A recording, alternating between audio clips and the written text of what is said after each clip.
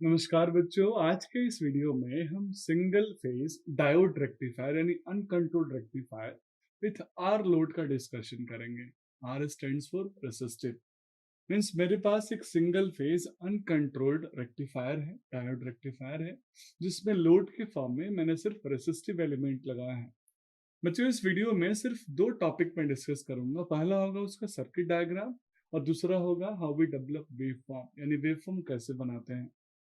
मैं इसका जो मैथमेटिकल पोर्शन होगा वो अगले वीडियो में शूट करूंगा, क्योंकि ये वीडियो काफी लंबा हो जाएगा। तो आइए हम सबसे पहले समझते हैं कि क्या single phase diode rectifier with R load का यूज है आज के टाइम में। फ्रैंकली स्पीकिंग, ये एक अनकंट्रोल्ड रेक्टिफायर का सबसे सिंपलेस्ट फॉर्म है और ये आज के टाइम में कहीं भी यूज नहीं होता। और नहीं होने के पीछे रीजन यही है क्योंकि इसकी जो कैरेक्टरिस्टिकल एप्लीकेशन है वो बहुत पुअर कैरेक्टरिस्टिक्स की वजह से यूज नहीं होती, क्योंकि इसका जो परफॉर्मेंस है वो बहुत पुअर है, लॉसेस बहुत ज्यादा, एफिशिएंसी बहुत कम है, बहुत टाइम कंज्यूमिंग है, इसीलिए इसको हम नॉर्मली यूज नहीं करते। लेकिन आपके मन में सवाल आएगा, फिर आप पढ़ा क्यों रहे हैं सर?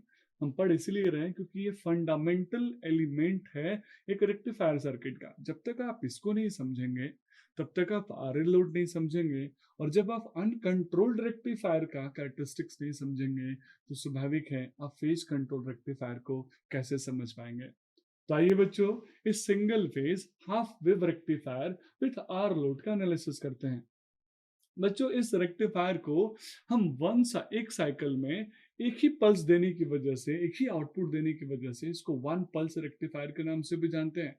इसका मतलब क्या है एग्जैक्टली मैं आपको समझाता हूँ। आप सब जानते हैं कि एक साइनसोइडल वेव के फुल साइकिल में दो हमारे पास एक पॉजिटिव और एक नेगेटिव हाफ साइकिल होता है। ये वाला जो रेक्टिफायर है, हाफ वेव रेक्टिफायर, ये सिर्फ एक ही साइकिल को कन्वर्ट कर पाता है, कंट्रोल कर पाता है, चाहे वो पॉजिटिव हो चाहे वो नेगेटिव हो। और इसीलिए इसको वन पल्स रेक्टिफायर बोलते हैं। दो पल्स में से एक ही पल्स को ये कन्वर्ट कर रहा है, इसलिए वन पल्स है। बच्चों, इस रेक्टिफायर को और डिटेल में समझने के लिए हम आगे R L load, R L with free wheeling diode के साथ भी इसके साथ डिस्कशन करेंगे। तो बच्चों आइए मैं आपको सबसे पहले इसके सर्किट डायग्राम के बारे में बताता हूँ कि कैसे सिंगल फेज कंट्रोल रेक्टिफायर का सर्किट डायग्राम हम ड्रॉ करेंगे। तो बहुत ही सिंपल है। मैं एक इनपुट वोल्टेज लूंगा।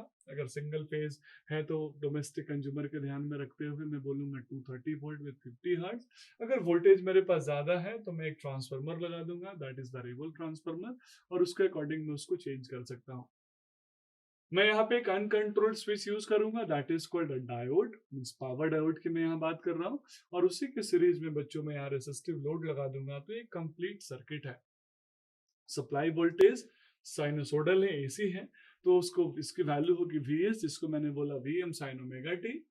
जो डायोड है उसके अक्रॉस जो वोल्टेज मिलेगा that is called VD, V base में D, D stands for diode, V stands for voltage. जो आउटपुट में वोल्टेज मिलेगा लोड रेजिस्टेंस का अक्रॉस, उसकी वैल्यू वी नॉट है, वी स्टैंड्स फॉर वोल्टेज, और जो नॉट है that stands for output, O stands for output. बच्चों, मैं यहाँ इसलिए फोकस कर रहा हूँ क्योंकि आगे आने वाले बहुत सारे वीडियोस में इसकी जरूरत पड़ेगी और मैं वहां इसके बारे में फिर से डिस्कस नहीं करूंगा। तो प्लीज आप ध्यान से इसको समझिएगा कि हर नोमेनक्लेचर का, हर सिग्निफिकेंस का नोमेनक्लेचर क्या है, एग्जैक्ट मीनिंग क्या है। I nought, I is called current, nought is output current. तो जो लोड करंट होगा, जो आउटपुट करंट होगा सर्किट में फ्लो हो रहा होगा, that is called I nought. तो बच्चों, इस सर्किट डायग्राम को हम यूज करके डिवाइस को ऑपरेट करेंगे और इसका वेवफॉर्म ड्रॉ करेंगे। तो आइए अब हम वेवफॉर्म के बारे में समझते हैं। सबसे पहला जो वेवफॉर्म है वो है इसके इनपुट सिग्नल का, यानी वीएस इनपुट सिग्नल है जिसकी वैल्यू है वीएम साइन ओमेगा टी। ये एक साइनोसोडल वेवफॉर्म होगा। तो साइनोसोडल वेवफॉर्म होने की वजह से बच्चों इसका एक साइन कर्व हमने डेवलप किया, जिसकी जो मैक्सिमम वैल्यू होगी वोल्टेज की, दैट इज वीएम। जीरो से पाई हाफ साइकिल, पाई से two pi another half cycle, mean zero से two pi is called complete half cycle. आपको मैं फिर से रिकॉल करा दूं बच्चों, एक कंप्लीट सर्कल का जो वैल्यू होता है दैट इज कॉल्ड 360 डिग्री। और इन दोनों हाफ साइकिल को जब आप एक ही साथ लेके आएंगे, एक ही टाइम फ्रेम पे लेके आएंगे, तो एक सर्कल ही बनेगा, समहाउ सर्कल बनेगा, इलिप्टिकल जैसा दिखेगा। तो एक कंप्लीट साइकिल जो होता है वो 360 डिग्री का होता है, 2 पाई का, तो हाफ साइकिल पाई यानी 180 डिग्री का होगा। बच्चों, अगर मैं दो यहाँ पे साइकिल ले रहा हूँ तो प्लस माइनस प्लस माइनस, अब आइए मैं यहाँ पे डिवाइस को टर्न ऑन कर रहा हूँ। जैसे मैं अपने बैटरी के यानी एनोड को पॉजिटिव और कैथोड को नेगेटिव दूंगा, मेरा जो डायोड है वो फॉरवर्ड बायस में चला जाएगा बच्चों, और कंडक्शन स्टार्ट हो जाएगा। उस कंडक्शन के टाइम में मेरे लोड के अक्रॉस जो करंट फ्लो होगा दैट इज आई नॉट। तो बच्चों आप वेवफॉर्म देखिए बहुत ध्यान से। वेवफॉर्म में जो आउटपुट वोल्टेज है वी नॉट वो सिर्फ पॉजिटिव साइकिल में है, नेगेटिव साइकिल में मुझे कुछ भी नहीं मिला। क्यों नहीं मिला बच्चों? क्योंकि इसका जो नेचर है वो है सिर्फ हाफ वेव को रेक्टिफाई करता है। तो यहाँ पॉजिटिव साइकिल को सिर्फ रेक्टिफाई कर रहा है, नेगेटिव साइकिल को रेक्टिफाई नहीं कर रहा। उस समय एज अ रिवर्स बायस काम कर रहा है, इसलिए इस डिवाइस का नेगेटिव साइकिल आउटपुट के वोल्टेज के फॉर्म में मुझे नहीं मिल रहा है। यानी जैसे ही ये पाई पे पहुंचेगा तो पाई से 2 पाई के रेंज में जो आउटपुट का वोल्टेज और करंट की वैल्यू होगी वो जीरो होगी। तो उसके अक्रॉस जो सप्लाई वोल्टेज है वो कहाँ अपीयर होगा बच्चों? डायोड के अक्रॉस अपीयर होगा, जो कि आप सबसे आखिरी यानी चौथे कर्व में देख रहे होंगे। बच्चों जो आई नॉट है that is called load current. Current की वैल्यू क्या होती है? Voltage upon impedance. यहाँ सर्किट में लोड सिर्फ रेसिस्टेंस है, तो आई नॉट की वैल्यू होगी वी नॉट अपॉन आर। तो आई नॉट का मैग्नीट्यूड कम होगा क्योंकि आर की वैल्यू ग्रेटर देन 1 में ले रहा हूँ यहाँ पे। तो आप वेव फॉर्म को एनालाइज कर सकते हैं बच्चों के सप्लाई वोल्टेज के सिर्फ पॉजिटिव साइकिल को हमने रेक्टिफाई किया, नेगेटिव साइकिल को हमने छोड़ दिया, और जब मेरा नेगेटिव साइकिल आया उस कंडीशन में मेरा डिवाइस ऑफ मोड में है, रिवर्स बायस है, तो मुझे डायोड के अक्रॉस यानी वीडी वोल्टेज में सिर्फ नेगेटिव नेगेटिव साइकिल दिखेगा।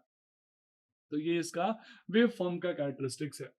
बच्चों अगर आपके मन में सवाल आएगा कि सर जब ये नेगेटिव साइकिल को कन्वर्ट नहीं किया है तो फिर नेगेटिव साइकिल को कन्वर्ट नहीं करने से इसका जो आउटपुट वोल्टेज होगा उसकी वैल्यू कम हो जाएगी। यस एग्री, आउटपुट वोल्टेज की वैल्यू कम हो जाएगी। तो इस आउटपुट वोल्टेज को कन्वर्ट करने के लिए बच्चों आगे वीडियोस में हम देखेंगे that will be called full wave rectifier. तो इस वीडियो को यहीं पे हम एंड करते हैं। इसी वीडियो के फंडामेंटल को आप याद कर लीजिए, इसी को हम यूज करके अगले वीडियो में मैथमेटिकल इक्वेशंस डेवलप करेंगे। मींस हम प्रैक्टिकली कैलकुलेट करेंगे कि कैसे हम आउटपुट वोल्टेज निकालते हैं, कैसे आउटपुट करंट निकालते हैं, और कैसे हम पावर की वैल्यू कैलकुलेट करते हैं। That's all about this video. Thank you so much.